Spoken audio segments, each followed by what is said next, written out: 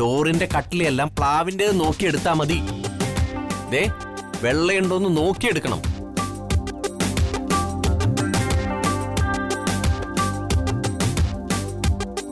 പിന്നെ മുൻവശത്തെ ഡോറ് തേക്ക് മതി.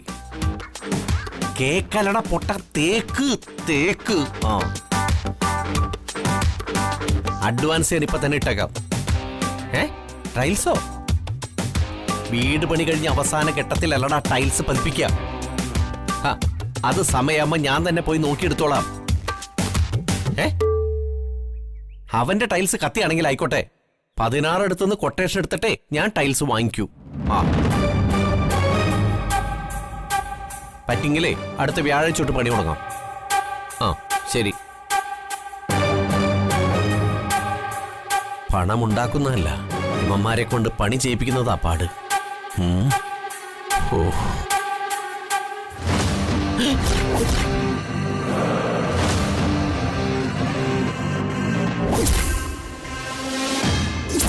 ഇന്നലെ ഞങ്ങളുടെ മുറിയിലെ ഒരു കള്ളൻ കയറി.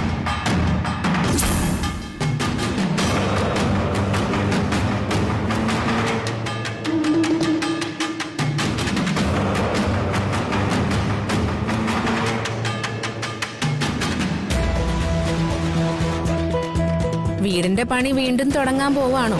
തുടങ്ങണം. വ്യാഴാഴ്ച തുടങ്ങണമെന്ന് പറയുന്നത് കേട്ടല്ലോ. അപ്പോ എല്ലാം ഒളിഞ്ഞിരുന്ന് കേൾക്കായിരുന്നു. നിനക്കിപ്പോ എന്താ അറിയേണ്ടത്? എനിക്കറിയാനുള്ളത് വീട് പണി എന്ന് തുടങ്ങുന്നുള്ളതല്ല, പിന്നെ വീട് പണിയാനുള്ള പണം എവിടുന്ന് കിട്ടിയെന്ന. എന്താ പ്രകാശേട്ടന്റെ നാവ് ഇറങ്ങിപ്പോയോ? ഇപ്പൊ ഈ പണി ചെയ്യിക്കാനുള്ള പണം എവിടുന്നാ കിട്ടിയെന്ന്. അതൊക്കെ കിട്ടി. എവിടുന്ന് കിട്ടിയെന്ന് അറിയാനുള്ള അവകാശം ഭാര്യയായി എനിക്കില്ലേ? പ്രകാശം വിചാരിച്ചാലാണോ പണം ഒപ്പിക്കാൻ പ്രയാസം? മാത്രമല്ല, എന്റെ അനുജൻ മനോജിനെ പോലെ കടം വാങ്ങി തിരിച്ചു കൊടുക്കാത്തവനല്ല ഈ പ്രകാശൻ. പ്രകാശേട്ടൻ ഇപ്പൊ ഈ പണം തന്നത് ആരാ? അത് തൽക്കാലം നീ അറിയണ്ട. അറിയണം. ബാങ്കിൽ നിന്ന് ലോൺ പാസ്സായില്ലെന്നുള്ള അറിയിപ്പ് ഇന്നലെ എന്റെ ഫോണിലാ വന്നത്. അപ്പൊ പിന്നെ വീട് പണിയാനുള്ള പണം ഇത്രയും പെട്ടെന്ന് കിട്ടണമെങ്കിൽ മോഷ്ടിക്കാൻ തന്നെ പോണം.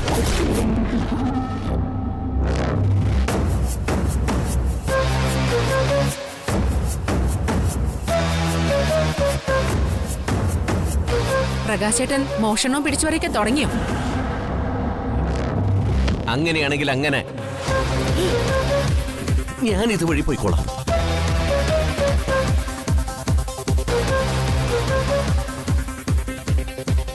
പ്രകാശേട്ടൻ എന്തോ ഒളിപ്പിക്കുന്നുണ്ട്. കുറച്ചു ദിവസമായിട്ട് എന്തോ കള്ളത്തരം നടക്കുന്നുണ്ട്. എന്താണാവോ അത്?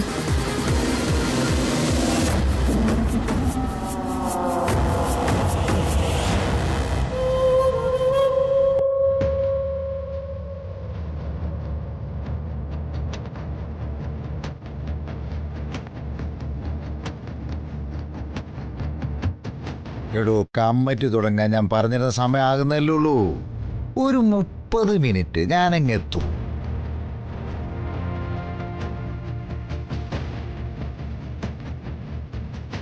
എന്തോ MP-യോ? അവനോട് അവിടെ ഇരിക്കാൻ പറയണോ? പാരമ്പര്യമായിട്ട് കൈമാറി വന്നൊന്നുമല്ലല്ലോ ഈ MP സ്ഥാനം. പാർട്ടി കൊടുത്തതല്ലേ. 1/2 മണിക്കൂർ കഴിഞ്ഞ് തുടങ്ങുന്നതേ ഉള്ളൂ. നീ ഫോർമയ്ക്ക്.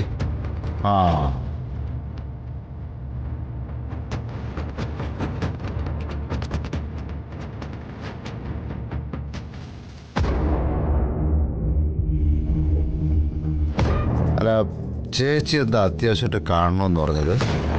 അല്ല, നിന്റെ നാട്ടുകാരിയൊക്കെ കഴിഞ്ഞോ? എന്നാ കേട്ടോ, ഈ വീട്ടിൽ ബാധിച്ച ക്യാൻസറിനെ ഓരോന്നോരോന്നായിട്ട് കരിച്ചു കളയണം.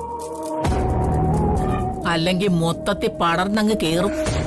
അപ്പ കിടന്ന് കൈയും കാലും അടിച്ചിട്ട് ഒരു കാര്യമില്ല. ചേച്ചി എന്താ പറഞ്ഞു വരുന്നതെന്ന് സത്യം പറഞ്ഞ എനിക്ക് മനസ്സിലാവുന്നില്ല. നിന്റെ മോളില്ലേ ഹരിത, അവള് വീണ്ടും ആ എരപ്പാളിയുടെ അടുത്തേക്ക് മടങ്ങി പോകുന്നെന്ന്. ഞാൻ ഈ കാര്യം പറഞ്ഞിട്ട് നീ എന്താ ഒന്നും മിണ്ടാത്തത്? ചേച്ചി, അവള് സ്വന്തം ഇഷ്ടപ്രകാരം അവളുടെ ഭർത്താവിന്റെ വീട്ടിൽ നിന്ന് ഇറങ്ങി വന്നു. സ്വന്തം ഇഷ്ടപ്രകാരം അവന്റെ അടുത്തേക്ക് തന്നെ തിരിച്ചു പോകുന്നു. ഇതിനൊക്കെ ഇപ്പൊ ഞാനെന്താ അഭിപ്രായം പറയാനാ? പറയണം, പറഞ്ഞു വാങ്ങണം. എന്നേക്കുമായി അവനെ പിരിയാനുള്ള സമ്മതം. ചേച്ചി, അതെ, അവളെ കൊണ്ട് ഡിവോഴ്സ് പെറ്റീഷനിൽ ഒപ്പിടിക്കണം.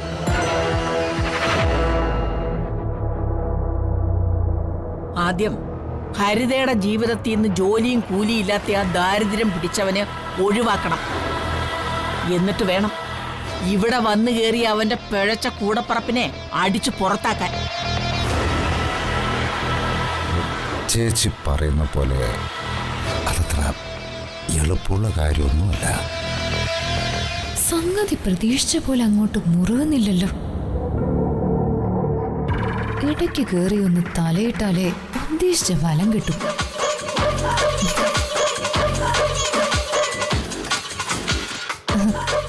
അതപ്പച്ചി, അച്ഛൻ പറയുന്ന പോലെ അത്ര എളുപ്പമല്ല കാര്യങ്ങൾ. ഹരിതയെ കൊണ്ട് നമ്മളെ ഡിവോഴ്സിന് സമ്മതിപ്പിച്ചു എന്നിരിക്കട്ടെ, മനോജ് സമ്മതിക്കുന്ന എന്താ ഉറപ്പ്?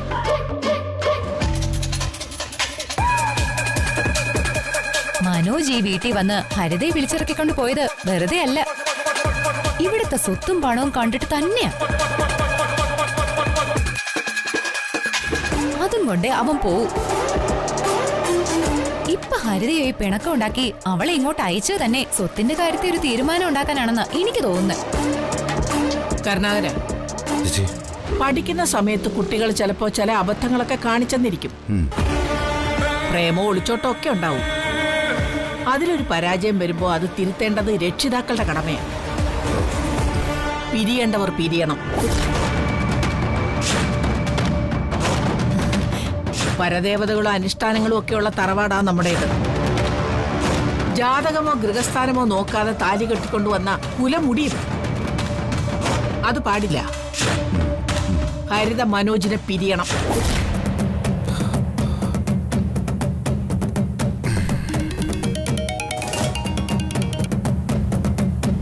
പറഞ്ഞില്ലേടോ കുറിപ്പ് വന്നിട്ട് തുടങ്ങിയാൽ മതിയെന്ന്.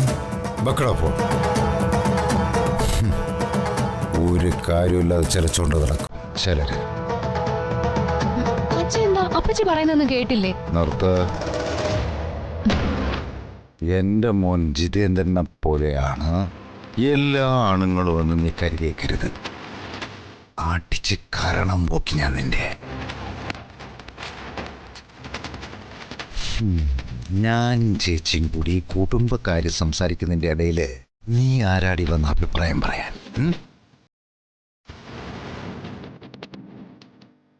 എന്റെ ഭാര്യ സുമ ഇന്നേ വരെ എന്റെ ചേച്ചിയുടെ മുമ്പിൽ വന്ന് നിന്നിട്ടില്ല. അത്രയ്ക്ക് ബഹുമാനമാണ് ഞാനും എന്റെ ഭാര്യയും അവർക്ക് കൊടുക്കുന്നത്.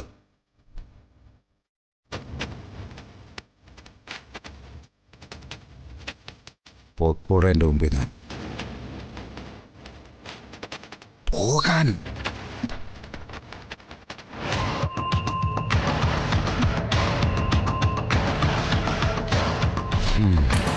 അപ്പൊ ചേച്ചി, നമുക്ക് കാര്യങ്ങളൊക്കെ ഗൗരവമായിട്ടൊന്ന് സംസാരിക്കണം. ഇപ്പൊ എനിക്കൊരു മീറ്റിംഗ് ഉണ്ട്, ഞാൻ പോയിട്ട് വരാം. രാഷ്ട്രീയക്കാരോടാ കളി.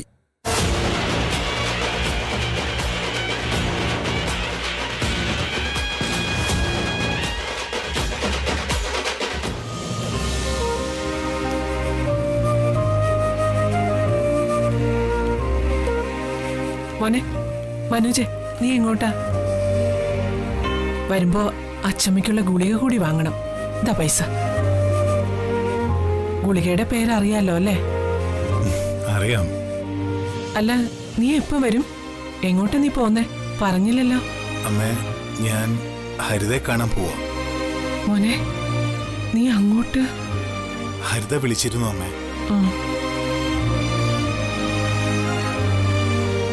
അവളോട് ഞാൻ കാര്യങ്ങളൊക്കെ പറഞ്ഞു മനസ്സിലാക്കും. എന്നിട്ടും അവൾ ഇങ്ങോട്ട് വരണമെന്ന് പറഞ്ഞ് വാശി പിടിച്ചിരിക്കുകയാണെങ്കിൽ എനിക്ക് അവളെ ഇങ്ങോട്ട് കൂട്ടിക്കൊണ്ട് വന്നല്ലേ പറ്റൂ. Super super.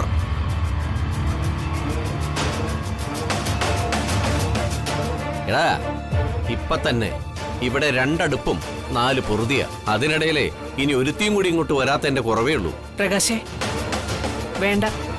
മുൻപായിരുന്നെങ്കിലേ ഹരിതയ്ക്ക് ജോലി ഉണ്ടായിരുന്നു. ഇപ്പോ ജോലിക്കൊന്നും പോകുന്നില്ലെന്നാ ഞാൻ കേട്ടത്.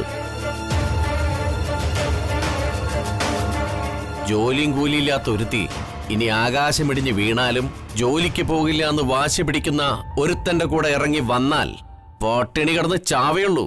പ്രകാശേട്ടാ, ആവശ്യമില്ലാത്ത വർത്താനൊന്നും പറയണ്ട. പറയടാ, പറയും. ഉള്ള കാര്യം പറയുമ്പോ നിനക്ക് എന്താ ചൊറിയുന്നോ? നിങ്ങൾ നിങ്ങളുടെ കാര്യം നോക്കിയാൽ മതി, എന്റെ കാര്യത്തിൽ ഇടപെടണ്ട. കുതിര കയറാൻ ആളില്ലെങ്കിൽ അകത്ത് സ്വന്തം അച്ഛൻ മകനും ഉണ്ടല്ലോ, അവരുടെ ദേഹത്തോട്ടങ്ങ് കേറിയാ മതി. എന്റെ അടുത്ത് വേണ്ട. ഈ വീട്ടിൽ 2 അടുക്കളയും 2 അടുപ്പും ആക്കിയിട്ടുണ്ടെങ്കിലേ അതിന് പ്രധാന കാരണം പ്രകാശേട്ടനാ. എടാ, ഞാനിവിടെ താമസിക്കുന്നതിനെ മാസാമാസം വാടക എണ്ണി കൊടുക്കുന്നുണ്ട്. സംശയം ഉണ്ടെങ്കിൽ ചോദിച്ചു നോക്കണം നിന്റെ അമ്മയോട്. പോരാത്തതിന് കറണ്ട് ചാർജ്, വാട്ടർ ചാർജ്, പിന്നെ കേബിൾ TV ചാർജ്. എന്തിന് ഈ പറമ്പ് ക്ലീൻ ചെയ്യുന്നതിന് വരെ ഒരു ഷെയർ കൊടുത്തിട്ടാ ഞാനിവിടെ കഴിയുന്നത്. അല്ലാതെ ദേ നോക്കിയേ, നിന്നെ പോലെ അച്ഛനെ ഓസിട്ടല്ല. അന്തസ്സായിട്ട് പണി ചെയ്ത് ജീവിക്കടാ. പ്രകാശേ നിർത്തുന്നുണ്ടോ നീ? നോക്ക്, തടി പോലെ വളർന്നു ഞാൻ നോക്കില്ല. നിന്റെ കാരണക്കുട്ടി നോക്കിയൊന്ന് പുകയ്ക്കും ഞാൻ. അത് അമ്മ ഇവനോട് പറ. അച്ഛയെ വിളിച്ചോണ്ട് വരുന്നതിന് മുമ്പേ നീ അന്നത്തിനുള്ള വക കണ്ടെത്താൻ നോക്ക്. ജോലിയും കൂലിയില്ലാത്ത നീയെ ഹരിത ഇങ്ങോട്ട് വിളിച്ചോണ്ട് വരാൻ കാണിക്കുന്ന ധൈര്യമുണ്ടല്ലോ, സമ്മതിക്കണം. ഈ ധൈര്യം ചാൾസ് ശോഭരാജിന് പോലും കാണില്ല.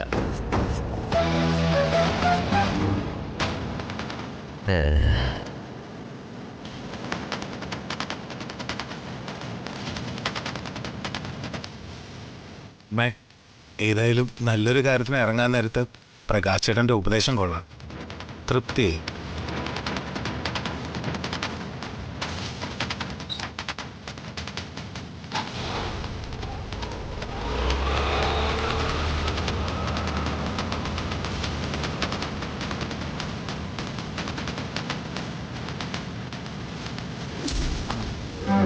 സാർ, അവിടെ CCTV ഉണ്ടായിരുന്നല്ലോ. അങ്ങനെ ഒരു നമ്പർ ഇല്ലെന്നോ? അപ്പോൾ അതാരോ മുൻകൂട്ടി പ്ലാൻ ചെയ്ത് നടത്തിയതാ.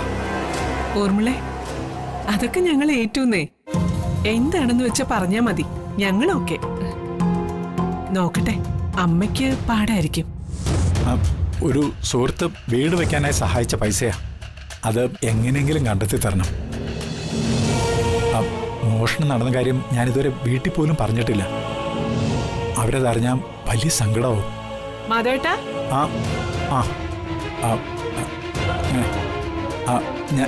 ഞാൻ വിളിക്കാം. അല്ല, ഞാൻ വരാം. അതെ ഓർമ്മളെ, മാധവേട്ടൻ ഏതോ കോളിലാണേ. കുറച്ച് കഴിഞ്ഞ് ഞാൻ അങ്ങോട്ട് വിളിപ്പിക്കാം. അതുപോരെ? ശരി ശരി എന്ന്.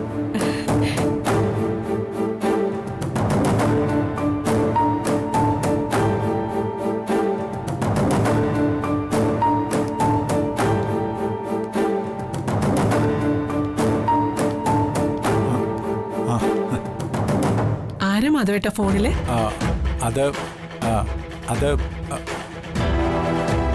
അതാ ബാങ്ക് മാനേജറാ. വരാന്നൊക്കെ പറഞ്ഞു കേട്ടല്ലോ. അതെ, മാധവേട്ടനെ ഒരാള് വിളിച്ചിരുന്നേ. ഒരാളോ? ആ, അതാര്? നമ്മുടെ ഓർമ്മള. അവള് തന്ന പണം നമ്മള് വീട് പണിക്കൊക്കെ ഉപയോഗിച്ചോന്ന് അറിയാൻ വേണ്ടിട്ടായിരിക്കും വിളിച്ചത്. നമ്മളത് സേഫായി ബാങ്കിലിട്ട വിവരം അവൾക്കറിയില്ലല്ലോ. ഉടനെ വീട് പണി തുടങ്ങണം മാധവേട്ട.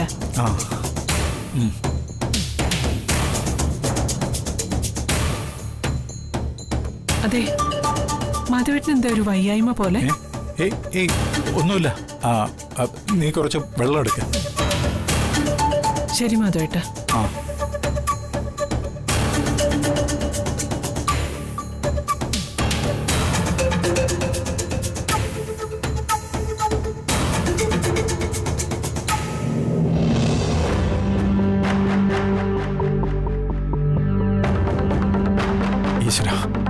പ്രശ്നങ്ങൾക്ക് മേൽ പ്രശ്നങ്ങൾ ഓരോന്നായി വരികയാണല്ലോ. ഇനിയിപ്പോ എന്ത് ചെയ്യാനാ? പോലീസിൽ കംപ്ലൈന്റ് കൊടുക്കാന്ന് വെച്ചാ എല്ലാരും അറിയും, പത്രത്തിലും ചാനലിലും എല്ലാം വരും. ഒടുവില് നാട്ടുകാരും വീട്ടുകാരും അറിയും. ശോ, ഇനിയിപ്പോ എന്ത് ചെയ്യും? അതുകൊണ്ട് വിളിച്ചാ കിട്ടില്ല ഏട്ടാ.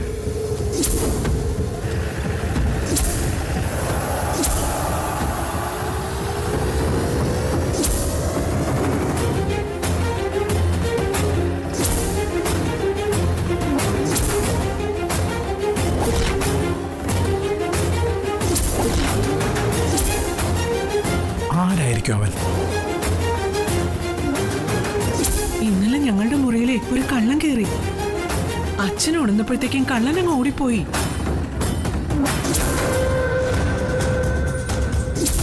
കള്ളനെ അച്ഛൻ ശരിക്കും കണ്ടായിരുന്നു. ഒരു രൂപം ഓടി മറയുന്നത് ഞാൻ വ്യക്തമായിട്ട് കണ്ടത്. ഏതായാലും ഈ പരിസരത്തൊരു കള്ളന്മാരും വരാൻ സാധ്യതയില്ല. ഒരു പക്ഷേ ഞാൻ അങ്ങനെ ഒന്നും ചിന്തിക്കാൻ പോലും പാടില്ല. മുരുക, പള്ളിയാണ്ടവാ, എന്നെ കൈവിടില്ലേ?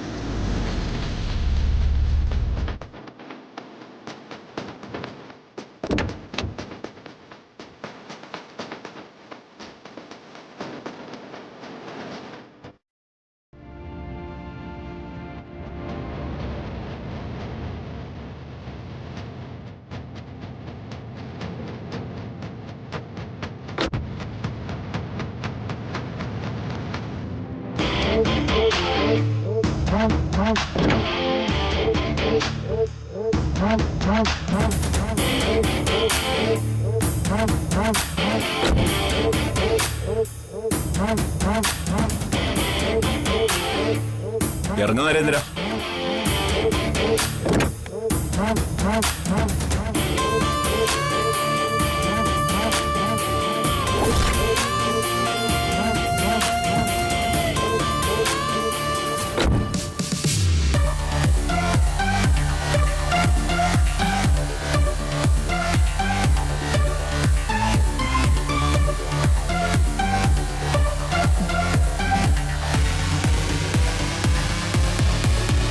വാ.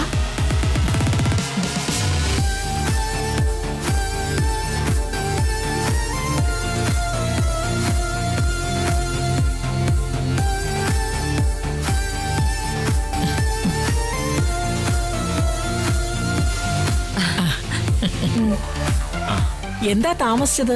എനിക്കറിയാം ഇങ്ങനൊരു ചോദ്യം ഉണ്ടാവുമെന്ന്. ഒരു നിമിഷം തെറ്റിയാലും ആനന്ദവല്ലി അതൊരു വലിയ പ്രശ്നമാണെന്നറിയാം.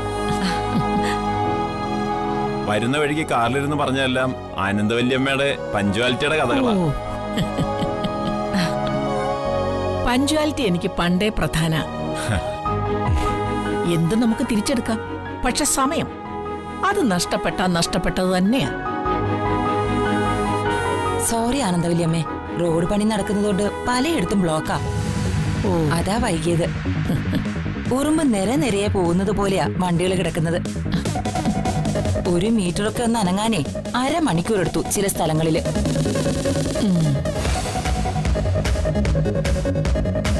അല്ല, ഇവരൊക്കെ ഇതറിയാലോ? ആ അറിയാം, നരേന്ദ്രൻ. മെലിഞ്ഞുണങ്ങിയിരുന്ന ചെറുക്കനാ, ഇപ്പോഴങ്ങ് വലിയ ആളായി.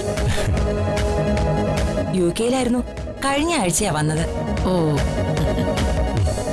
ഇതെന്റെ ആങ്ങള ജയപാലൻ. എനിക്കറിയാം. ഇത് നാത്തൂൻ രാധമ്മ, പഞ്ചായത്ത് സെക്രട്ടറിയാ. രാധമേ, ഇത് വണ്ടിയിലിരുന്ന് ജാതകവും ഭൂമിശാസ്ത്രവും ഒക്കെ പറഞ്ഞു കേൾപ്പിച്ചല്ലോ. ഇപ്പൊ ഒരു ജീവചരിത്രം വായിച്ചതുപോലുണ്ട്. കഥകൾ കേട്ടപ്പോ തന്നെ ആളോടൊരു ആരാധന തോന്നി. രാഷ്ട്രീയ ഭീഷ്മാചാര്യനായ കരുണാകരക്കുറുപ്പിനെ വരെ വരച്ച വരെ നിർത്താൻ ശേഷിയുള്ള ആനന്ദവല്യമ്മ.